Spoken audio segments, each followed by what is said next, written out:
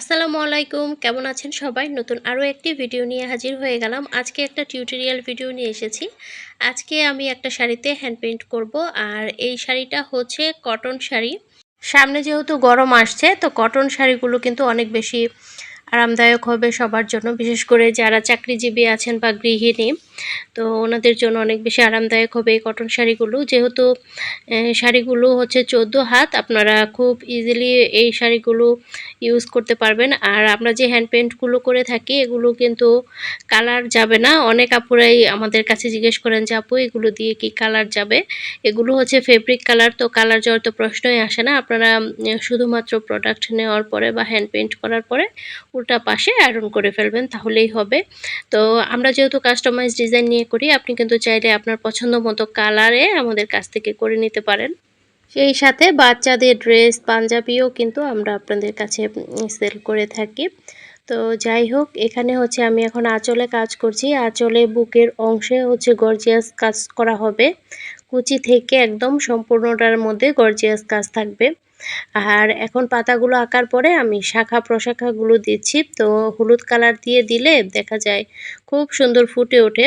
তো হলুদ কালারটা দিয়ে এখন পাতাগুলোর উপরে শিরা উপশিরাগুলো দিয়ে দিচ্ছি। এতক্ষণ পর্যন্ত যারা আমার ভিডিওর সাথেই আছেন, দয়া করে আপনারা আমার ভিডিওর সাথে থাকবেন, ভিডিওতে একটি লাইক দিবেন, চ্যানেলটিকে সাবস্ক্রাইব করে দিবেন। তো আপনাদের কাছে রিকোয়েস্ট থাকবে, আর আপনি সবসময় চেষ্টা করি আপনাদের কমেন্টের রিপ্লাইগুলো সাথে সাথে দিয়ে দেওয়ার জন্য, এবং আপনারা যে প্রশ্ন করেন প্রশ্নগুলোর উত্তর দিয়ে দেওয়ার জন্য।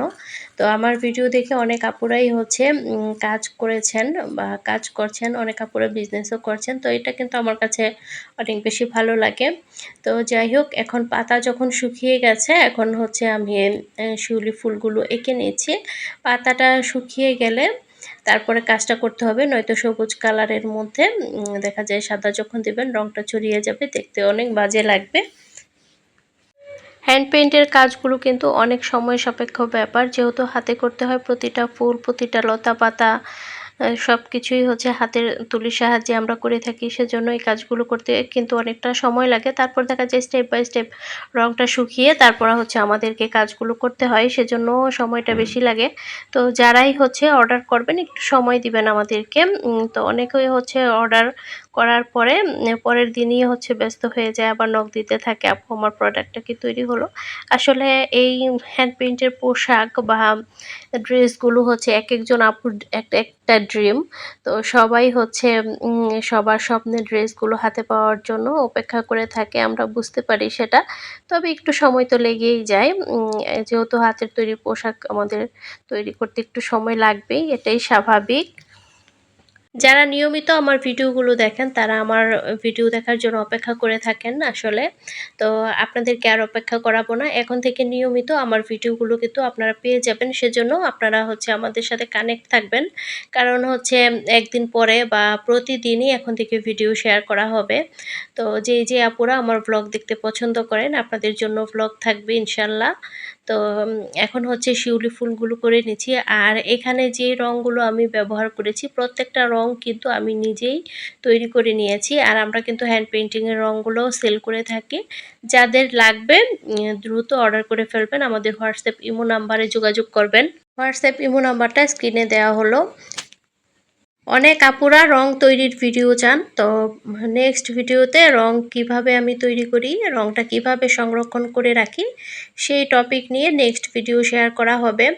তো আপনারা হচ্ছে আমাদের সাথে কানেক্টেড থাকবেন, তাহলেই হচ্ছে আপনারা অনেক কিছু জানতে পারবেন। আমি ভিডিওতে কিন্তু চেষ্টা করি সব কিছু বলে দেওয়ার জন্য। আপুরা যেহেতু আমার ভিডিও দেখে অনেক কিছু শিখেন এবং নিজেরা কাজ করেন।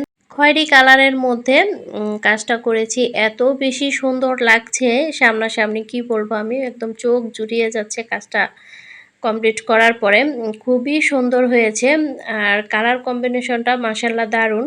তো অনেকে বলেন গাঢ় রঙের কাপড়ে আপনাদের কাজটা ফুটে ওঠে না। তো গাঢ় রঙের কাপড়ে আপনারা কিন্তু দেখতে পেরেছেন আমি কিন্তু কোনো বেজ দেইনি, সরাসরি সবুজ রঙটা দিয়ে কিন্তু আমি কাজ করলাম। তো কিভাবে গাঢ় রঙের কাপড়টাতে রং ফুটিয়ে তুলতে হয়, এই টেকনিকগুলো কিন্তু আমরা আমাদের অনলাইনে ক্লাসে শিখাই। তবে আপনারা চাইলে আমি কিন্তু আপনাদের জন্য ভিডিও তৈরি করে আপনাদেরকে দেখাবো। তো কাজটা কমপ্লিট করে নিয়েছি। আর এই যে ফাইনাল লুকটা, অনেক সময় না ভিডিওতে সৌন্দর্যটা ওইভাবে বোঝা যায় না। তবে শাড়ি পরার পরে তারপর কিন্তু সৌন্দর্যটা বেশি বোঝা যায়। তো এখন হচ্ছে যতটুকু সম্ভব আমি আপনাদেরকে দেখাচ্ছি। তো এত বেশি সুন্দর হয়েছে কি বলবো, আমার নিজের কাছেই অনেক ভালো লেগেছে। এরকম একটা শাড়ি ভাবছি আমি আমার নিজের জন্যও করব। যদিও প্রতিবার বলি, কিন্তু দেখা যায় অর্ডারের কাজ করতে করতে পরে আর নিজের জন্য ওইরকম করা হয় না। তো এই শাড়ির সাথে ম্যাচিং করে panjabi, baby dress, family combo কিন্তু আপনারা নিতে পারেন আমাদের পেজ থেকে। তো ঈদের সময় বা বিভিন্ন অকেশনে এই ধরনের পোশাকগুলো অনেক বেশি ভালো লাগে। যাই হোক, আজকে এখানেই শেষ করছি। আল্লাহ হাফেজ। আসসালামু আলাইকুম।